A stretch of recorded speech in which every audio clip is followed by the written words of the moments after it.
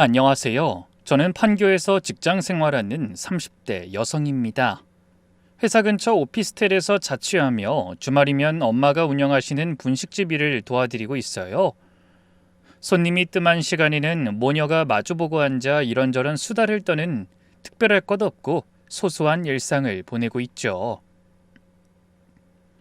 이렇게 평범한 제가 오늘 용기 내어 사연을 보내게 된 건 남들에겐 차마 말하지 못할 엄청난 과거를 숨기고 있기 때문입니다. 저는 행복해야 할 신혼여행을 앞두고 쫓기듯 공항을 도망쳐 나와야 했던 기막힌 경험을 한 사람이거든요. 그 일로 부모님과 주변 사람들에게 걱정을 많이 끼치긴 했지만 절대 후회는 하지 않아요. 그날의 선택이 아니었다면 전 지금과 전혀 다른 삶을 살고 있을 게 분명하니까요. 대체 빛나는 미래를 꿈꿔야 할 새 신부가 왜 그런 절박한 선택을 해야 했는지 지금부터 그 믿기 힘든 이야기를 시작해 보겠습니다. 저는 30대에 접어들 때까지 연애 생각도 결혼 생각도 전혀 없었어요. 혼자서 하고 싶은 일을 하며 취미나 즐기며 편안하게 사는 생활이 너무 좋았거든요. 그러다 어느 날 문득 주위를 둘러보니 친구들은 하나둘 결혼해서 가정을 꾸리고 귀여운 아이까지 낳았더라고요. 그때부터 좀 조급한 생각이 들었습니다. 저도 평생 결혼을 안 하겠다고 마음먹은 건 아니었으니까요. 그렇다고 아무나 만나자는 생각은 아니었어요. 조금 늦었지만 서두르지 말고 괜찮은 사람을 찾아볼 요량이었죠. 헌데 마침 그때 회사 선배가 불쑥 이런 말을 던졌습니다. 우리 남편 후배 중에 괜찮은 사람 하나 있는데 한번 만나볼래? 집안도 아주 좋고 직업도 든든해. 근데 가장 중요한 건 얼굴도 호남이라는 거야. 거기다 유학까지 다녀온 똑똑한 사람이래. 저는 피식 웃으며 대답했어요. 선배, 그렇게 다 갖춘 남자가 왜 저처럼 30 넘은 여자를 만나요? 뭐 선배가 모르는 문제가 있는 거 아니에요? 문제는 무슨 유학 가서 공부하느라 여자 만날 시간이 없었다나 봐. 한국 나와서는 일하느라 정신 없었고. 소개팅이라는 말에 기대보다는 부담감이 먼저 느껴져서 거절하려고 했습니다. 하지만 그 선배가 평소에 실없는 소리 하는 사람이 아니라 조금 고민이 되긴 했어요. 그래서 그냥 밥이나 먹자는 생각으로 약속을 잡았죠. 첫 만남은 광화문 근처 카페였어요. 저보다 2살 위 대기업에 다니는 직장인이었는데 외모가 꽤 멀끔하고 키도 훤칠하더군요. 하지만 유학파라는 조건과 수려한 외모보다 더 제 마음에 든 건 대화가 참 잘 통한다는 점이었습니다. 처음 만나서 2시간을 넘게 떠들었는데 어색한 순간이 거의 없었거든요. 상대도 그런 점이 신기한지 이렇게 말했어요. 첫 만나면서 이렇게 편안한 느낌을 받은 건 처음인 것 같아요. 우리 말이 참 잘 통하는 것 같지 않아요? 그 말에 저도 모르게 얼굴이 붉어져서 별말 없이 조용히 웃기만 했습니다. 그렇게 제 늦은 연애가 시작됐어요. 남자는 참 다정한 사람이었습니다. 제가 야근하면 퇴근 시간에 맞춰 회사 앞에서 기다려주는 건 기본이고 비 오는 날이면 꼭 문자를 보내는 사람이었죠. 우산 챙겼어? 안 챙겼으면 로비에서 기다려. 내가 데리러 갈게. 그렇게 과하지 않고 꾸준하게 저를 챙겨주는 성실함이 참 좋았어요. 반년이 넘게 사귀면서 목소리 한번 높인 적 없고 약속 시간에 늦는 법도 없었죠. 흔들림 없는 그 모습이 저를 든든하게 지켜주는 기분이었습니다. 하지만 그 중에서도 가장 감동적인 건 저희 엄마를 대하는 태도였어요. 사귄 지 2달쯤 됐을 때 남자가 먼저 이런 말을 꺼냈습니다. 서영아, 그 어머니 분식집이 어디라고 했지? 나 한번 가보고 싶은데. 언제 데려가 줄래? 벌써? 우리 이제 겨우 만난 지 2달밖에 안 됐는데 지금 인사 가면 엄마가 금방 결혼하는 줄 알고 기대하실 수도 있어. 부담스럽지 않겠어? 하지만 남자가 고개를 저었어요. 부담은 무슨. 네가 나한테 얼마나 소중한 사람인지 몰라? 그러니까 당연히 어머니도 나한테 중요한 분이지. 빨리 만나 뵙고 인사드리고 싶어. 나도 떡볶이 좋아하니까 이왕이면 분식집으로 찾아뵙자. 그 몇 마디가 코끝이 찡해질 만큼 감동을 주더군요. 그래서 며칠 후 저는 남자친구와 함께 분식집에 찾아갔습니다. 한눈에 봐도 부유하게 자란 게 분명한 남자는 허름한 가게 앞에서도 쭈뼛거리지 않고 카운터에선 엄마한테 고개를 숙이고 인사했어요. 어머니 안녕하세요. 서영이 남자친구입니다. 준혁이라고 불러주세요. 저희 엄마가 듬직한 남자를 보고 얼마나 좋아하셨는지 몰라요. 그날 저녁에 장사를 마치고 연락하셨는데 목소리가 한껏 들떠있는 게 느껴지더라고요. 아이 서영아, 그 총각 참 싹싹하더라. 떡볶이 2그릇을 순식간에 비우더니 아까 나가면서 나한테 조용하게 그러더라니까. 자기가 먹어본 떡볶이 중에 최고라고. 저는 웃으면서 대답했어요. 어머 정말? 그런 말을 했어? 그래. 마음 씀씀이가 참 괜찮은 것 같더라. 집도 잘 산다고 하지 않았니?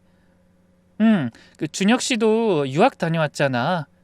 소개해준 선배가 그러는데 돌아가신 아버님이 남겨주신 유산이 많다는 것 같아. 그래? 근데 어쩜 사람이 그렇게 있는 티 내지도 않고 소탈하니? 아무튼 참 괜찮은 사람인 것 같다. 엄마까지 남자친구를 마음에 들어 하시니 저도 흐뭇했어요. 그 이후로도 남자친구는 계속 엄마의 분식집에 자주 찾아가 엄마랑 농담도 주고받고 점심때 손님이 몰리는 시간에는 슬쩍 배달을 도와주기도 했습니다. 엄마는 점점 남자친구를 예비 사위처럼 대했고 그런 모습을 보며 저도 점점 결혼에 대한 확신을 굳혀가게 됐어요. 그러다 교제를 시작하고 10달쯤 됐을 때 프로포즈를 받았습니다.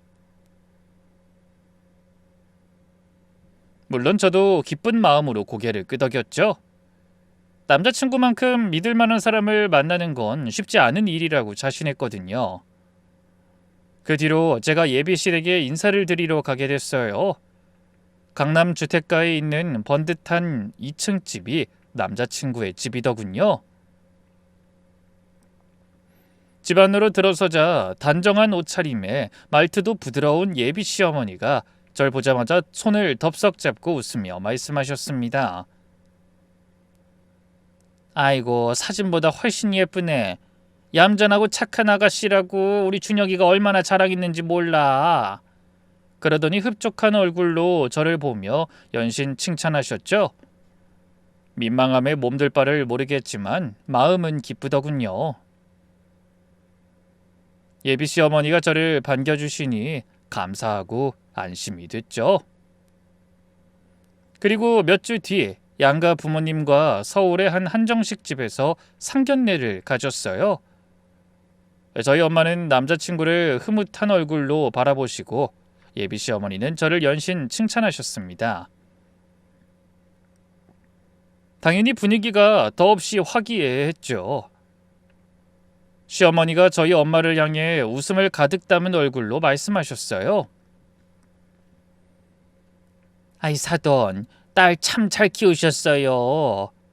요즘 세상에 이렇게 참한 애가 드문데 곱게 키워 저희한테 보내주시니 얼마나 감사한지 모르겠네요. 그 말씀을 듣고 저희 엄마가 손사래를 치며 답하셨습니다. 아이고 준혁이야말로 보기 드문 청년이죠. 학벌 좋고 성실하고 외모까지 저렇게 보기 좋으니 얼마나 좋으세요 그래. 이렇게 과분한 사위를 보게 되니 제가 찾아가도 웃음이 다 나오네요. 그렇게 양쪽 부모님 다 기쁘게 웃으며 그 자리에서 결혼 날짜까지 잡으셨어요. 그런데 식사가 끝나갈 무렵 좀 마음에 걸리는 일이 있었습니다. 저희 엄마가 화장실에 다녀온다며 잠깐 자리를 비우신 사이 예비 시어머니가 슬쩍 이런 말을 물으신 거예요. 근데 서영아, 너 친구들은 많은 편이니? 퇴근하고 자주 만나고 그래? 별로 특별한 뜻 없이 하시는 질문이라고 생각해 저는 솔직하게 대답했습니다. 아주 친한 친구들 몇 명이 있긴 해요. 가끔 만나서 밥 먹고 영화도 보고 그랬는데 요즘은 자주 보지 못해요. 다들 결혼하고 아기 낳고 하니까 시간 맞추기가 쉽지 않더라고요. 그 말에 시어머니가 고개를 끄덕이면서 또 물으셨어요. 그렇지. 여자가 결혼하면 다 그렇다. 남편 챙기랴, 애 챙기랴, 시댁 챙기랴. 신경 쓸 게 한두 개가 아니거든. 그럼 결혼하고 나서 친정어머니는 얼마나 자주 볼 생각이니? 매주 만나거나 그러진 않겠지? 네? 아, 그건 뭐 상황을 봐서 해야죠. 질문에 답을 하다 보니 묘한 느낌이 스쳤습니다. 어머니가 웃고 계시긴 한데 눈빛이 무척 매섭다는 생각이 들었거든요. 그리고 단순한 관심치고는 질문이 너무 구체적인 것 같았어요. 제 인간관계의 범위나 퇴근 후의 생활 패턴, 친정 방문에 대한 계획까지 계속 집요하게 물으신다는 생각을 떨칠 수가 없었습니다. 지금 생각하면 과하다 싶은 질문들이었는데 그날은 분위기가 워낙 좋아서 깊게 생각하지 못하고 어영부영 넘어가게 됐죠. 며느리 될 사람이니 그냥 저한테 관심이 많으신 거라고 생각해버린 겁니다. 그리고 그 이후로도 시어머니의 질문에 대해 심각하게 생각하지 못한 채 본격적으로 결혼 준비에 들어가게 됐습니다.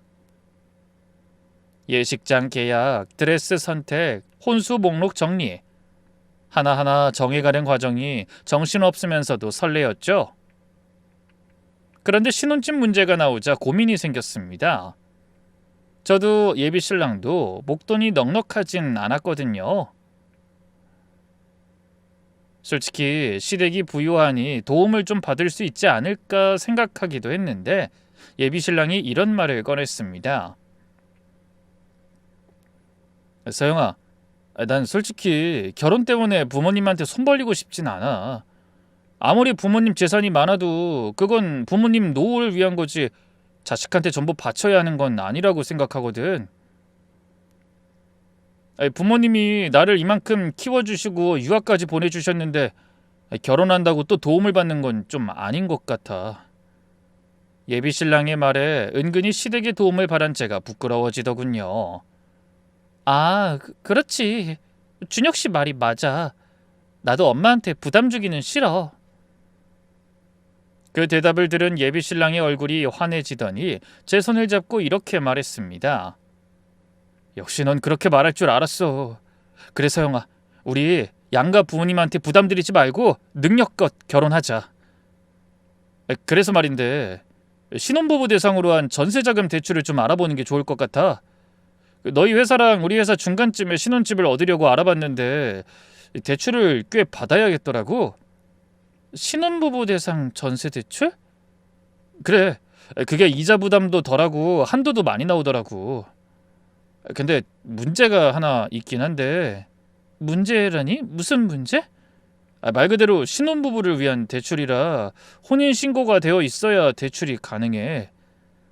어차피 우리 결혼할 거니까 혼인신고 먼저 하고 대출을 받자. 어때? 뭐? 혼인신고? 예비신랑이 결혼식 전에 혼인신고를 먼저 하고 신혼부부 대상 대출을 받자고 제안했어요. 솔직히 좀 망설여지긴 했습니다. 저는 혼인신고는 당연히 결혼하고 나서 하는 거라고 생각했는데 순서가 뒤바뀌는 게 좀 찜찜하더라고요. 아직 식장에 들어가지도 않았는데 서류부터 유부녀가 된다는 게 왠지 꺼림칙했습니다. 그런데 예비 신랑이 그런 제 마음을 눈치챘는지 힘주어 말했어요. 왜? 안 내키는 거야? 우리 곧 결혼할 텐데 순서가 그렇게 중요해? 어차피 한 달 차이잖아. 집 문제를 해결하는 게 우선 아닐까? 남자친구의 말에 마음이 기울었습니다. 현실적으로 따져보니 틀린 말이 아니었으니까요. 대출 금리 차이가 꽤 컸고 그 방법이 아니면 신혼집 마련이 쉽지 않을 것 같았거든요. 결국 저는 결혼식을 한 달 넘게 남긴 시점에서 혼인신고를 하게 됐습니다. 그런데 혼인신고를 마친 뒤에 뒤늦게 알게 된 사실이 하나 있었어요. 예비신랑의 형이 2년 전에 이혼을 했다는 사실이었죠. 결혼이 한 달 남짓 남은 시점까지 모르고 있던 일이었는데 혼인신고를 한 뒤에 청첩장 명단을 정리하다가 우연히 듣게 됐어요. 예비신랑이 무의식적으로 이런 말을 했거든요. 우리 형도 이 예식장에서 결혼했는데 친척들이 청첩장 보면 형 결혼했던 날 생각난다고 하겠다. 뭐? 아주버님이? 아니 언제? 아직 결혼 못하신 거 아니었어? 그때까지 예비신랑의 하나뿐인 형이 노총각이라고 생각하던 저는 깜짝 놀랐습니다. 제 표정을 읽었는지 예비신랑이 좀 민망한 표정으로 대답했죠. 벌써 2년도 더 됐어. 오래 산 건 아니고 한 1년 정도 살았나? 이제야 말해서 미안한데 뭐 좋지도 않은 형 개인사를 막 떠벌리기도 그렇고 나중에 말하려다 보니까 이제야 알리게 됐네. 왜 이혼하신 건데? 무슨 일 있었어? 제 질문을 들은 예비신랑이 시선을 아래로 떨구며 짧게 대답했습니다. 그냥 성격 차이라고 해야 하나? 솔직히 형수가 좀 별난 사람이었어. 결혼 생활에 적응을 못하고 밖으로만 돌더니 결국 집을 나갔어. 그런 말을 들으니 더 이상 꼬치꼬치 물을 수가 없더라고요.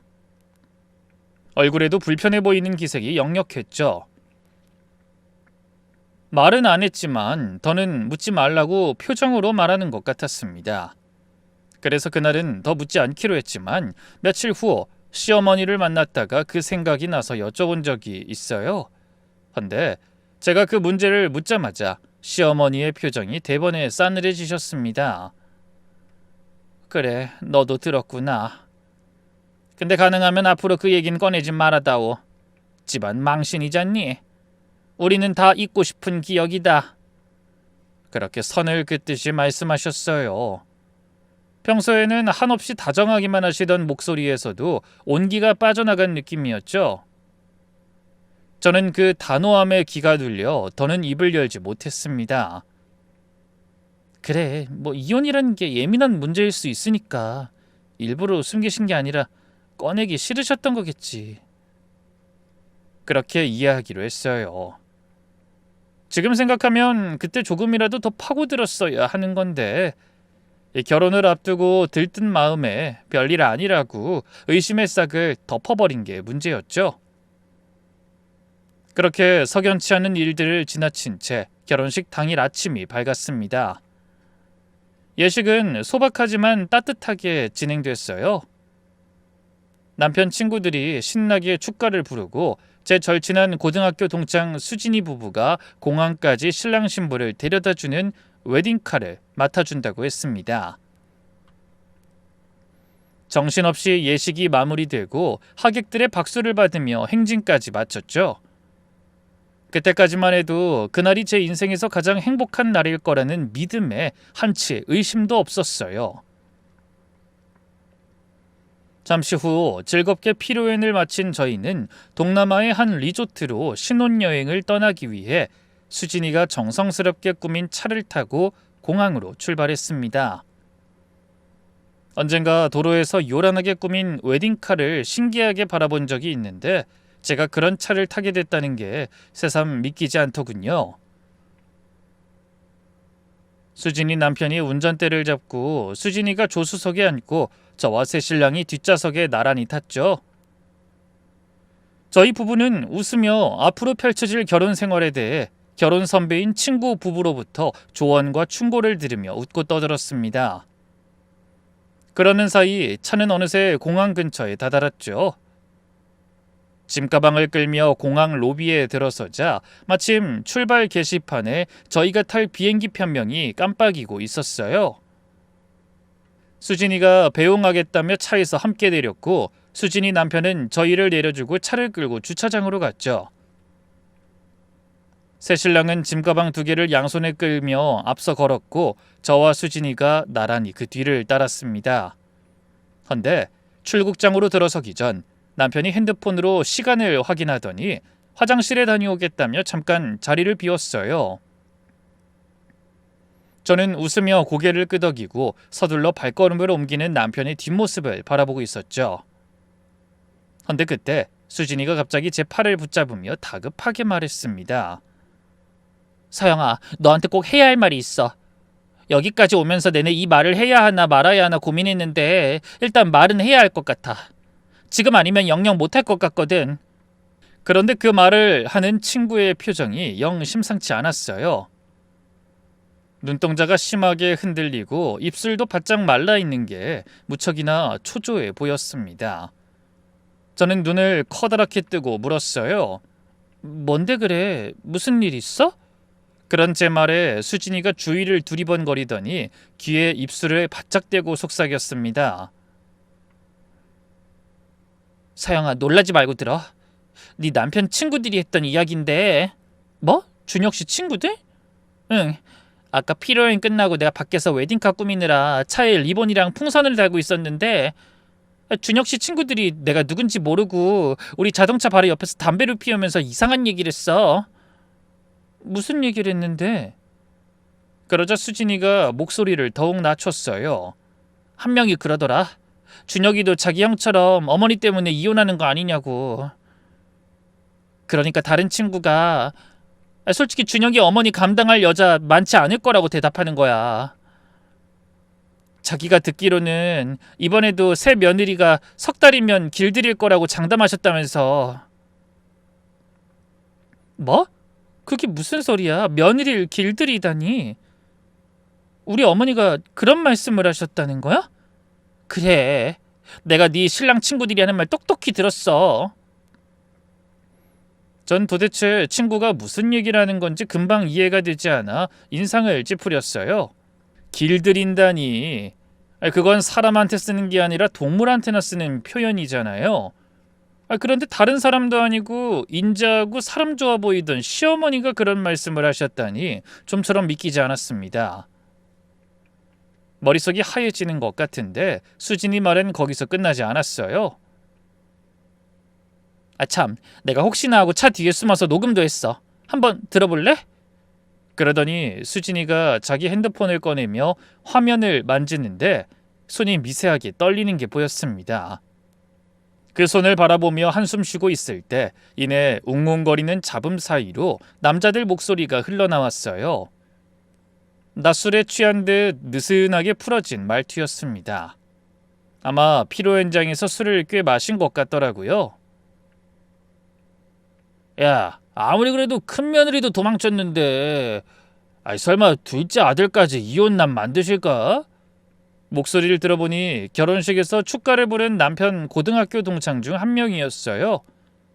그때 또 다른 한 명이 끼어들며 대답했죠. 모르지 뭐. 준혁이 어머니도 걱정이 되셨는지 혼인신고를 먼저 하라고 하셨다던데. 그래서 준혁이가 대출 핑계대고 결혼식도 하기 전에 혼인신고 먼저 한 거잖아. 그게 정말이야? 그래. 준혁이네 집에서 아들 신혼집도 못 사주실 형편은 아니잖아. 그냥 신부 도망 못 가게 하려고 이런저런 궁리를 한 거지. 신혼여행 다녀오면 월급 통장도 다 뺏을 거라고 하셨다던데. 월급 통장을 왜? 며느리 용돈도 직접 주려고 그러시는 거지. 뭐 그 정도야? 야, 진짜 대단하시네. 그러더니 녹음이 끝났습니다. 저는 말문이 막혀 입도 뻥긋 못하고 친구의 얼굴만 바라봤습니다. 다리에 힘이 빠지고 얼굴에서 핏기가 가시는 기분이었죠. 남자들의 말 한마디 한마디가 가슴에 대모처럼 박히는 것 같았어요. 제 표정이 얼마나 엉망인지 수진이가 걱정스러운 얼굴로 절 바라보더니 손을 꽉 잡아줬습니다. 서영아, 괜찮니? 아니, 전혀 안 괜찮아. 이게 다 정말이야? 준혁 씨 친구들이 정말 저런 말을 한 거야? 그래, 너도 다 들었잖아. 처음에 나도 귀를 의심했다니까. 그 순간 머릿속에서 퍼뜩 떠오르는 기억이 있었어요. 상견례 때 시어머니가 유독 제 개인적인 일에 대해 캐물었던 게 생각난 거죠.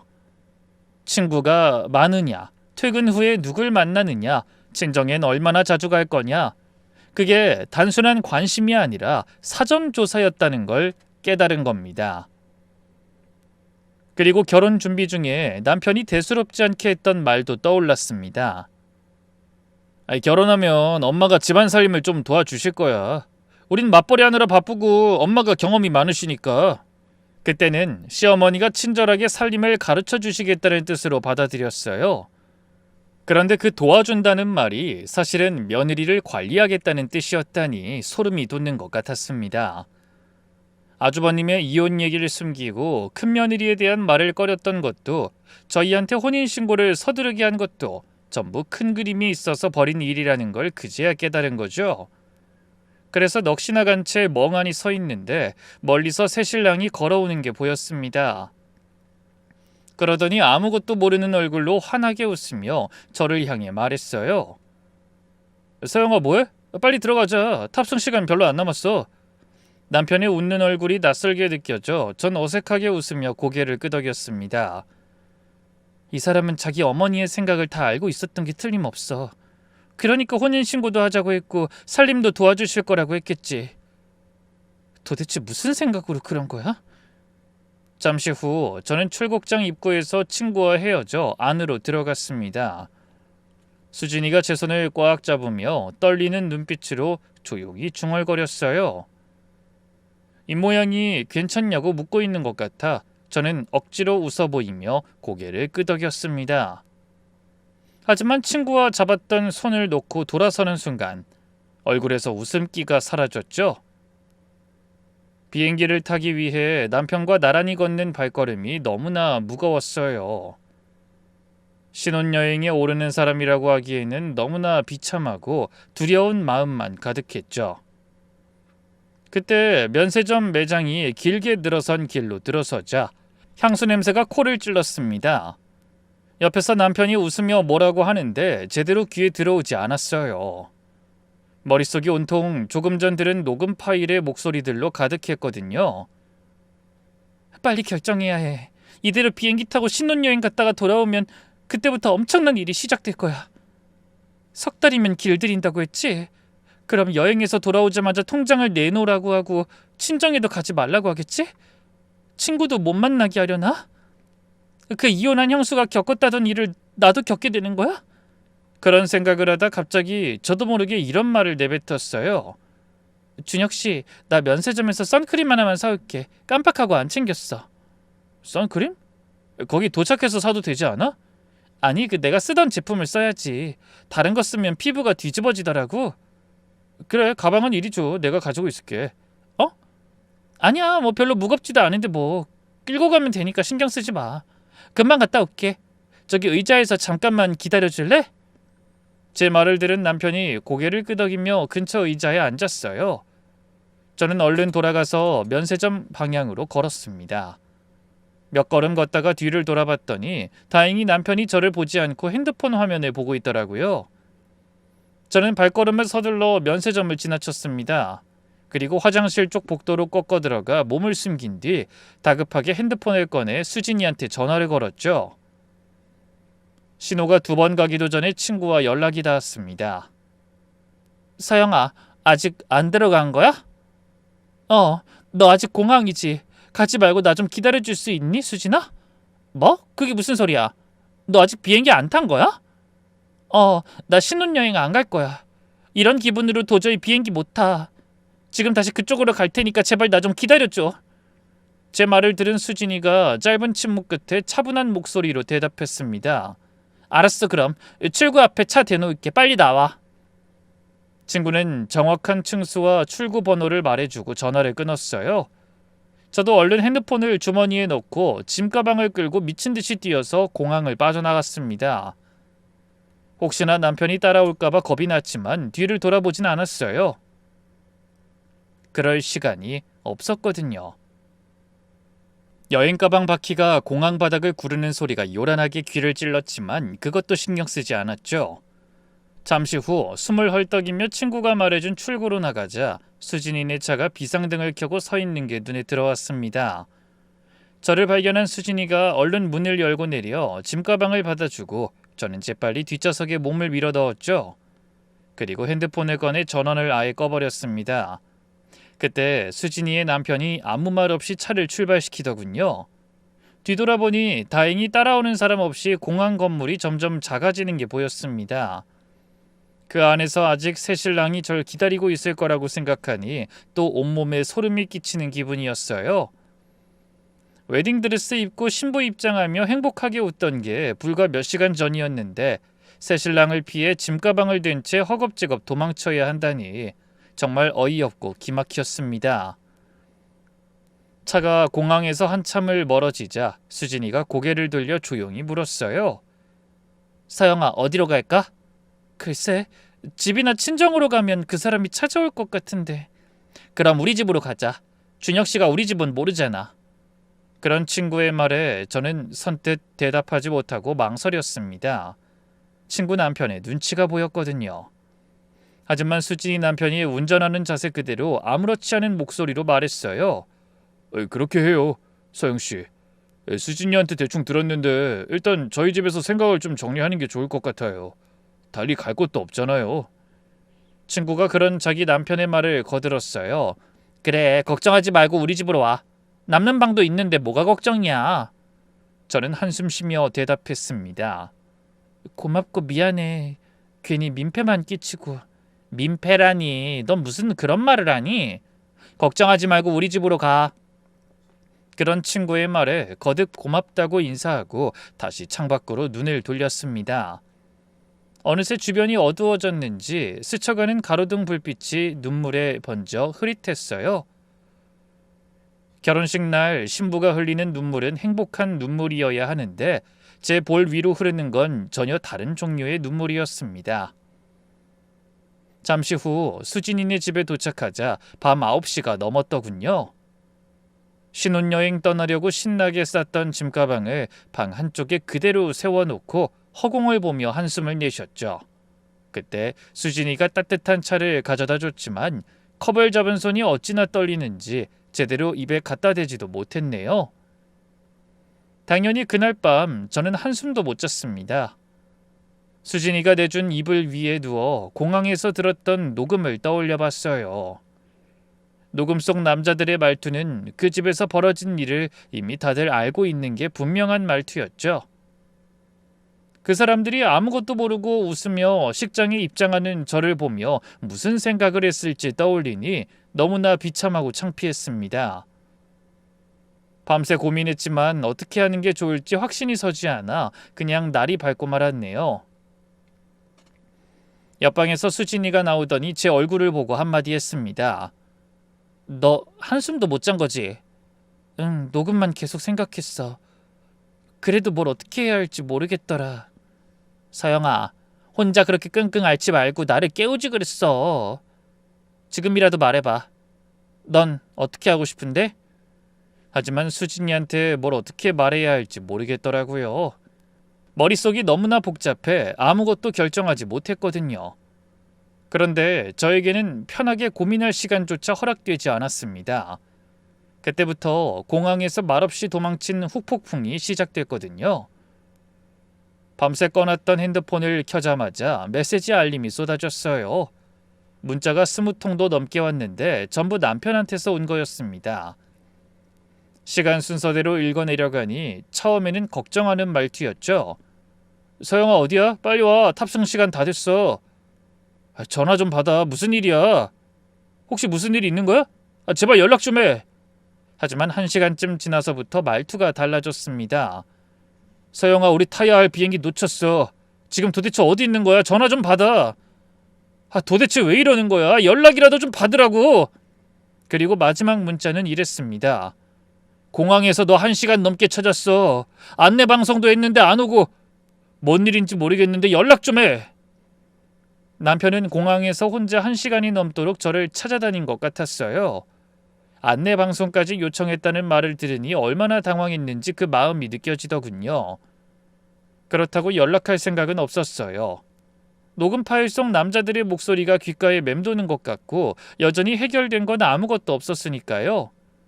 그런데 그날 오후 수진이 핸드폰에 모르는 번호로 전화가 걸려왔어요. 친구는 고개를 갸웃거리며 몇 마디 얘기를 나누다가 전화를 끊고 딱딱하게 굳은 표정으로 저를 바라보며 말했습니다.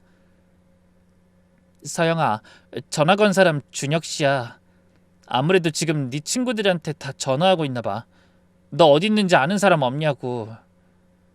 그 말에 갑자기 등골이 서늘해지는 기분이었어요. 남편이 여기저기 전화를 걸어 제가 공항에서 도망쳤다는 소문을 내고 있더라고요. 이유 없이 변덕을 부려 결혼식 날 남편을 곤경에 빠뜨린 개념 없는 사람처럼 소문이 날 판이었죠. 그 말을 들으니 분명 저희 친정엄마한테도 연락했을 것 같은 생각이 들어 서둘러 전화를 걸었습니다. 아니나 다를까 제가 연락을 드리자 엄마가 놀라서 어쩔 줄 모르셨어요. 헌데 저희 엄마한테 연락한 건 남편이 아니라 시어머니인 것 같았습니다. 어머님이 저희 친정엄마한테 직접 전화하셔서 저를 천하의 정신나간 여자로 만들어 두셨더라고요. 서영아, 너 무슨 일 있는 거 아니지? 이게 대체 무슨 일이니? 사돈한테 전화가 왔는데 네가 결혼식 날 남편을 공항에 버려두고 도망쳤다는 거야. 어떻게 그럴 수 있냐고 엄청나게 화를 내더라. 안 그래도 여행지에 도착했다는 연락이 없길래 이상하긴 했는데 지금 어디 있는 거야? 엄마, 내 말 좀 들어봐. 사정이 있어서 그랬어. 사정? 도대체 무슨 사정이 있길래 공항에서 말도 없이 사라져? 아무리 전화해도 핸드폰도 계속 꺼져 있고 집에도 없고. 엄마, 네가 무슨 사고라도 난 줄 알고 얼마나 놀랐는지 알아? 그런 거 아니야, 엄마. 나 멀쩡하니까 아무 걱정하지 말고 조금만 기다려줘. 지금 전화로 설명하긴 어렵지만 시간을 조금만 주면 다 해결하고 꼭 직접 가서 설명할게. 그제야 엄마는 조금 마음이 가라앉으신 것 같았어요. 그래, 무슨 일 생긴 것만 아니면 돼. 엄만 널 믿고 기다릴게. 그런데 그쪽 집에서 아주 난리가 난 것 같더라. 다 네 잘못인 것처럼 말하면서 나한테 어찌나 성질을 부리는지.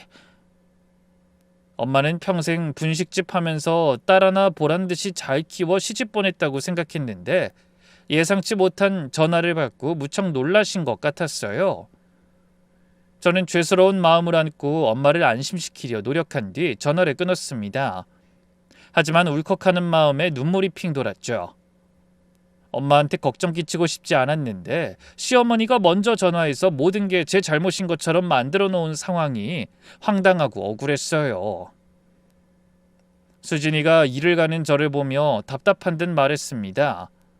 서영아, 이대로 가만히 있으면 너만 나쁜 사람 되는 거야. 네 사정도 모르고 준혁 씨 말만 듣고 다들 너를 이상한 사람처럼 생각하고 있다고. 나도 알아. 근데 지금 내가 뭘 할 수 있을지 모르겠어. 녹음 파일 하나 있는 거 말고 아무것도 없잖아. 그 집에서 무슨 일이 있었는지 제대로 확인해야 내가 할 말이 있을 것 같아. 제 말에 친구가 고개를 갸웃거리며 묻더군요. 확인이라니? 뭘 어떻게 확인해? 저는 한참을 생각하다 망설이듯 입을 열었습니다. 준혁 씨 예전 형수라는 사람을 찾아야 할 것 같아. 수진이가 놀랐는지 눈을 동그랗게 뜨고 되물었어요. 예전 형수? 너희 시아주버님이랑 이혼했다는 그 사람 말이야? 녹음 속에서 그 사람들이 그랬잖아. 형처럼 둘째도 이혼시키려고 하는 거 아니냐고. 그 형수가 겪은 일을 알아야 나도 할 말이 있고. 이 선택을 후회하지 않을 것 같아. 남편 말대로 그냥 형수가 별난 사람이라서 이혼한 건지 아니면 그 집에 다른 문제가 있는 건지. 하지만 친구는 안타까운 표정으로 말했습니다. 근데 그 여자를 어떻게 찾는데? 연락처도 이름도 나이도 아무것도 모르잖아.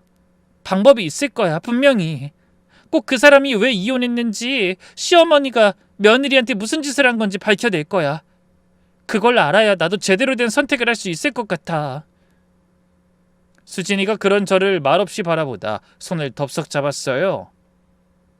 제 눈에서 물러설 생각이 없다는 마음을 읽었는지 힘내라고 응원해 주더군요. 남편의 전 형수를 찾겠다고 마음은 먹었지만 단서가 너무 없었어요.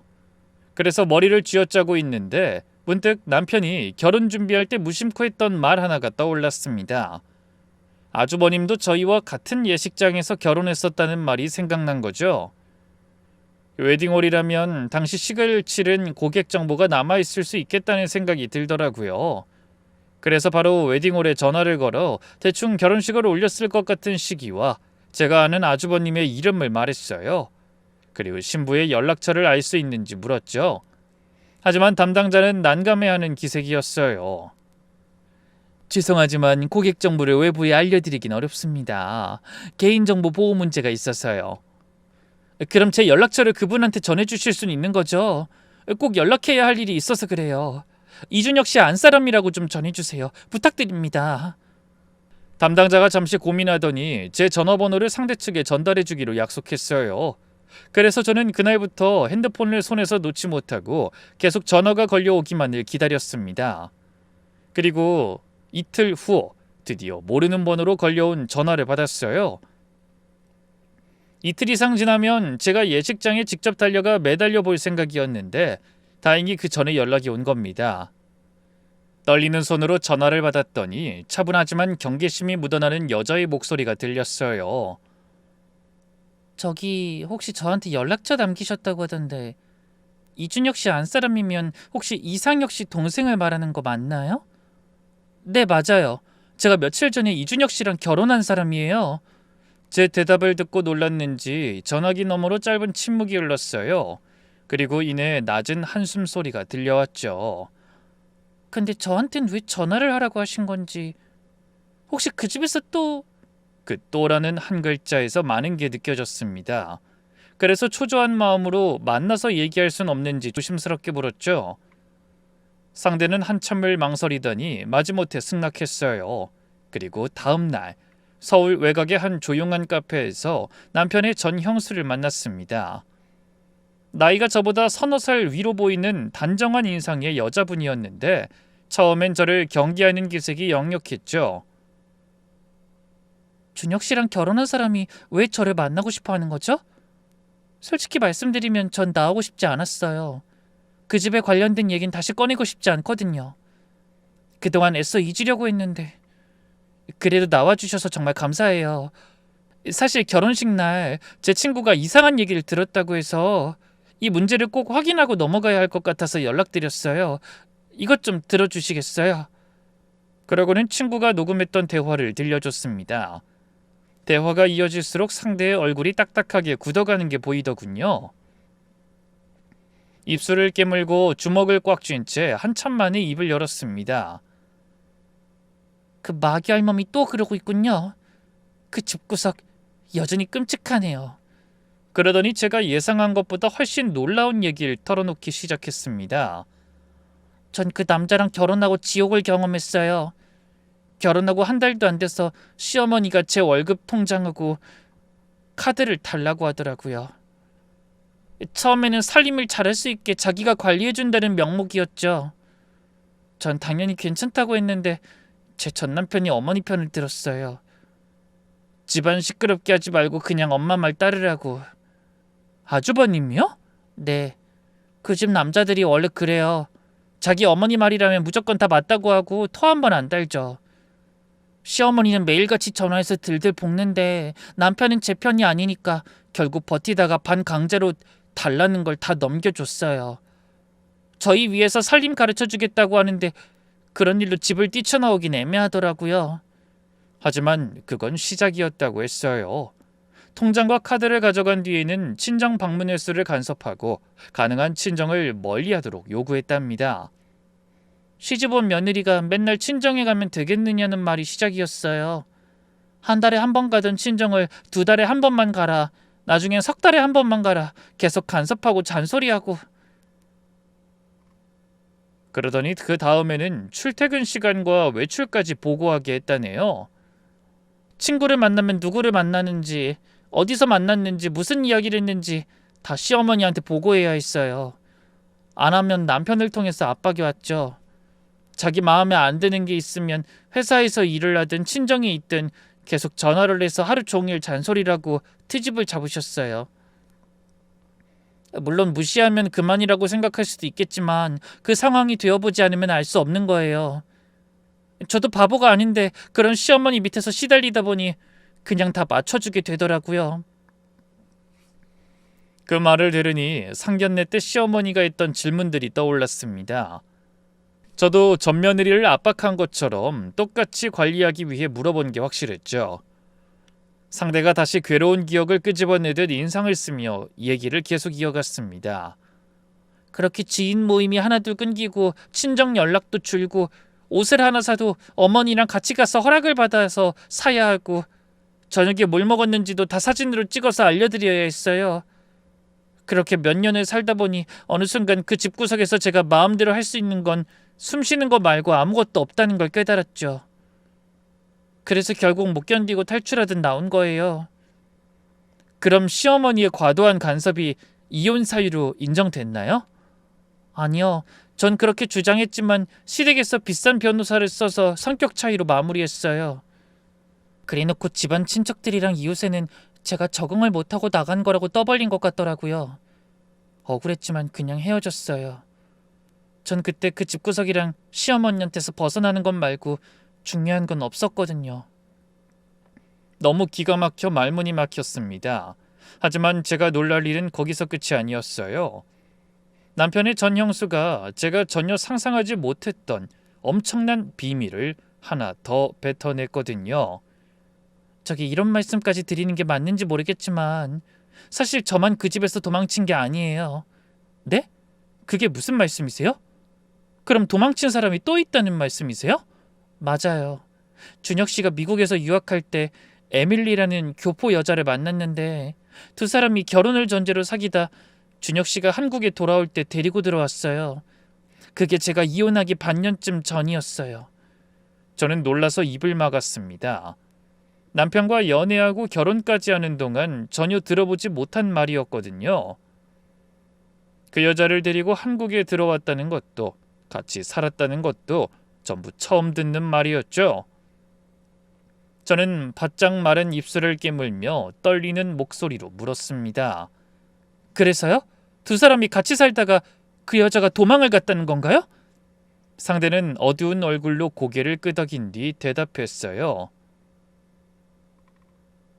맞아요. 시어머니가 그 여자한테도 저한테 한 거랑 똑같이, 아니 그보다 더 심하게 간섭하고 자기 기준에 맞는 사람으로 만들려고 노력했어요. 외출을 감시하고 에밀리가 미국에 있는 가족이랑 영상통화라도 하면 불같이 화를 냈어요. 미국이랑 한국은 문화가 다르다면서 예전 습관은 전부 다 버리라고 엄청나게 몰아세웠죠. 근데 준혁 씨는 아무것도 안 했어요. 그냥 엄마 말이 맞으니까 다 들어라, 그런 앵무새 같은 말만 반복한 거예요. 그래서 어떻게 됐어요? 어떻게 되긴요. 석 달도 못 살고 에밀리가 짐 싸서 미국으로 돌아가 버렸죠. 아마 이 얘기는 준혁 씨 친구들도 모를 거예요. 그쪽도 결혼했다니 알게 되겠지만 그 집은 며느리가 지켜야 하는 규칙이 엄청나게 많아요. 물론 그 규칙은 다 시어머니가 만든 거고요. 그 집 며느리로 한 달만 살면 한증막이 있는 것처럼 숨이 턱턱 막힐 거예요. 따로 산다고 해도 똑같아요. 아침 저녁으로 하루에도 서너 번씩 마음대로 들락거리시거든요. 아마 신혼집도 시댁이랑 가까운 곳으로 마련했을 거예요. 그렇죠? 저는 아무 말 없이 고개를 끄덕였습니다. 상대는 저를 향해 깊은 한숨을 내쉬더니 가방에서 서류 봉투 하나를 꺼내며 말했어요. 제가 도움이 될 수 있을지 모르겠지만 혹시 몰라서 모아둔 거예요. 이제 막 결혼한 신부가 저를 왜 찾을까 생각하다가 탈출하고 싶은 거라면 하루라도 빠른 게 나을 것 같아서요. 이건 제가 이혼할 때 쓰려고 모아뒀던 시어머니 막말 메시지랑 음성 녹음 파일이에요. 그리고 필요하다면 제가 진술서도 써드릴 수 있고요. 어머나, 저를 위해서 그렇게까지... 전 제대로 싸워보지도 못하고 그냥 떨려나듯 이혼했거든요. 그래서 그 집구석 망하게 하는 일이라면 뭐든 발벗고 나설 준비가 되어 있어요. 그리고 저처럼 당하는 사람이 다시는 없었으면 좋겠고요. 그 말에 저는 용기를 내고 남편의 전 형수에게 받은 시어머니의 과도한 간섭과 억압에 대한 증거와 남편 친구들이 늘어놓은 대화가 녹음된 파일을 들고 변호사를 찾아갔습니다. 변호사는 자료를 꼼꼼히 검토하고 나서 이렇게 말했어요. 혼인 전에 중요한 사실을 고의로 은폐했다고 볼 수 있네요. 에밀리라는 여성과의 사실혼을 숨긴 점, 며느리를 억압하기 위한 준비로 일부러 혼인신고를 서두른 점을 근거로 이혼 소송을 제기할 수 있습니다. 승산이 충분히 있다고 봅니다. 그렇게 소송이 시작됐어요. 신혼여행 떠나는 길에 공항에서 헤어진 후 남편을 다시 만난 게 법정이라는 사실이 참 웃지 못할 일이었죠. 남편은 법정에서 이렇게 변명했습니다. 어머니가 원래 꼼꼼하신 분이라 그런 겁니다. 며느리를 통제하려고 한 게 아니라 걱정이 많으셔서 잘 살라고 도와주려고 그러신 거예요. 하지만 전 여자친구와의 동거 사실 자체를 숨겼다는 점, 시어머니가 혼인신고를 사전에 서두르도록 압박한 정황까지 전부 겹치면서 남편의 변명은 설 자리를 잃었습니다. 거기다 전 며느리의 서면 진술서와 구체적인 증거 자료들을 통해 시어머니가 며느리들을 통제의 대상으로만 보는 사람이라는 게 증명됐죠. 결국 법원은 제 손을 들어주고 이혼이 성립됐습니다. 그 판결문을 받아든 순간 다리에 힘이 풀려 법원 복도 의자에 주저앉았어요. 행복을 꿈꾸며 달려간 공항에서 짐가방을 끌고 도망치던 그날부터 이혼이 상사될 때까지 길고 긴 싸움을 하며 정말 힘들었지만 드디어 벗어날 수 있게 됐다는 생각에 안도감이 먼저 느껴졌습니다. 그렇게 이혼이 확정되며 저는 결혼 전의 생활로 돌아갔어요. 오피스텔에 다시 짐을 풀고 회사에 출근하고 주말이면 엄마 분식집에 들르는 일상이 계속됐죠. 불과 몇 달 전에 웨딩드레스를 입고 행진했던 게 마치 전생의 일처럼 아득하게 느껴지더군요. 엄마한테 모든 걸 설명드린 건 남편의 전 형수를 만나고 돌아와 이혼 소송을 준비하기로 한 날이었어요. 분식집 문을 닫은 뒤 손님 없는 가게 안에서 엄마랑 마주 앉았습니다. 녹음 파일을 직접 들려드리고 남편 전 형수의 진술서도 보여드렸죠. 엄마는 얘기를 다 듣고 나서 한동안 말씀을 잇지 못하셨습니다. 떡볶이 냄새가 배어있는 앞치마만 내려다보며 고개를 떨군 채 가만히 계셨어요. 녹음 파일 속 남자들 목소리가 가게 안에 울려 퍼지는 동안 엄마의 얼굴이 점점 굳어지는 게 보여 마음이 아프더군요. 엄마는 녹음이 끝나고도 한참 만에야 입을 여셨습니다. 내가 사람을 잘못 봤구나. 이 나이가 됐어도 이렇게 사람 보는 눈이 없어서야. 아니야, 엄마 탓 아니야. 내가 바보 같아서 아무것도 눈치채지 못한 거야. 넌 몰라도 어민 알았어야 하는 건데. 아니야, 엄마. 우리 자책하지 말고 다행이라고 생각해요. 내가 아무것도 모르고 그냥 신혼여행 떠났다가 돌아와 계속 그 집구석에서 시달림 당하며 살지 않아도 됐다는 게 얼마나 다행이야. 그날 수진이가 그 남자들 얘기 들은 게 정말 천운이지. 그러게 말이다. 가끔은 그렇게 우연히 사람을 살리기도 하는 모양이다. 그날 저와 엄마는 서로 끌어안은 채 한참을 울었습니다. 평생 혼자 저를 키우시면서 한 번도 약한 모습을 보여주신 적 없는 분이 등을 돌리고 소리 없이 눈물을 닦으셨죠. 그 모습을 보니 너무 가슴이 아프고 저 자신이 원망스러워졌어요. 하지만 더 나쁜 상황을 미리 피할 수 있게 해준 하늘에 감사하는 마음으로 남은 제 삶을 열심히 살아가기로 다짐했죠. 헌데 그 뒤로 전 남편에게 무슨 일이 벌어졌는지 소개팅을 주선해줬던 선배를 통해 듣게 됐어요. 그 일 이후로 선배는 저에게 미안해서 어쩔 줄 몰라 하더군요. 하지만 저는 의연함을 잃지 않고 씁쓸하게 웃으며 말했어요. 괜찮아요, 선배. 미안해하지 말아요. 몇 번 만났다고 어떻게 그 사람의 속을 다 알 수가 있겠어요. 선배가 좋은 마음으로 소개해줬다는 건 알아요. 그리고 선배는 그냥 소개만 시켜준 거지 그 사람하고 연애하고 결혼한 건 순전히 내 선택이었으니까 미안해하지 말아요. 고마워, 서영아. 내가 이번 일 겪으면서 다시는 사람 섣불리 소개하지 않기로 작정을 했어. 근데 그 남자 소식은 들었어? 소식이라뇨? 이준영 말이야. 너랑 신혼여행도 못 가보고 이혼한 뒤에 술에 잔뜩 취해서 자기가 친하다고 생각한 회사 사람한테 이혼한 이유를 전부 털어놨다고 하더라. 근데 그 동료라는 사람이 신나서 회사에 소문을 다 퍼뜨린 거야. 다음날 회사에 유학 시절 데리고 온 여자도 도망가고 형수도 도망가고 이번 부인도 도망갔다는 얘기가 순식간에 퍼졌다는 거 있지? 그러니까 그 집안에 문제가 있는 거 아니냐는 말이 돌기 시작하고 사람들이 다 쑥덕거린 모양이야. 그래요? 하, 그러게 뭘 잘했다고 자기가 먼저 주둥이를 나불거려서. 멍청한 인간. 그러게 말이야. 그 바람에 회사 사람들이 대놓고 이준혁을 무시하고 비웃었는지 견디지 못하고 회사에 사표까지 냈다던데? 그리고 실업자 된 다음에 문 걸어 잠그고 방에서 나오지도 않는다더라. 그 말을 들으며 저는 코웃음을 쳤습니다. 자기 마음대로 할 며느리도 없어지고 아들도 그 모양인 걸 보면 시어머니가 얼마나 죽을 맛일지 안 들어봐도 알만하네요. 근데 그것뿐이 아니야? 선배가 무표정하게 내뱉은 말이 궁금해 제가 물었죠. 그것뿐이 아니면요? 또 무슨 일 있어요? 그 시어머니는 정말 반성이라는 걸 모르는 사람 같더라. 아들 둘 중 하나가 이혼하고 하나는 공항에서 새 신부한테 버려졌는데도 다 아들 탓을 하고 있다는 거 있지? 전혀 후회하는 모습이 아니었나 봐.